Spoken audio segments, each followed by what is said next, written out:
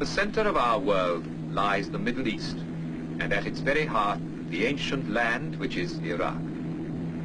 Two great rivers span its length, the Tigris and Euphrates.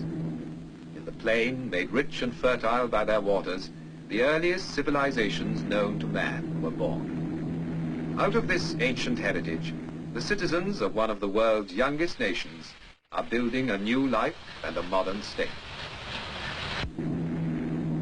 Ageless Iraq is no longer a remote, isolated country. Today, she is a main junction linking the East and West.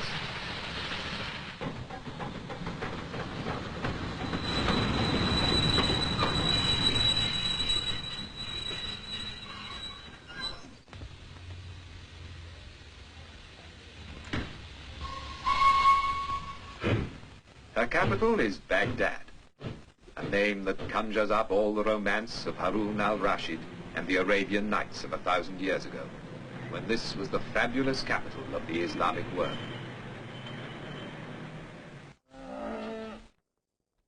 The tempo of an age-old way of life contrasts with the swifter rhythm of the new.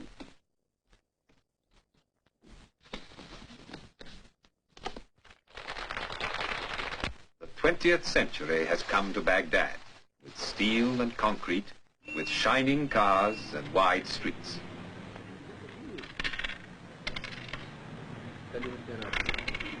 But the people of Iraq hold on to the best of their old traditions. In the bazaars, you can see and hear them carrying on the art and exquisite craftsmanship that has been their pride for hundreds of years. 2,000 years before Christ, the world's first code of justice was laid down in the halls of Babylon. Today, in Baghdad, a modern police force upholds the laws of a sovereign state. Today, the streets of the city are alive with the bustle of a young people who are taking back from the West the means to a brighter future. And in their enjoyment of sport, the same is true. And now, in the 20th century, the sport of kings has come into its own in Baghdad, and how the people love it. In Iraq, as in every land, the housewife's work is never done. For their husbands, the day's work over, there is time to sip a glass of tea and talk of what the future holds in store for them and their children. Today, the modern port of Basra is Iraq's waterway to the world.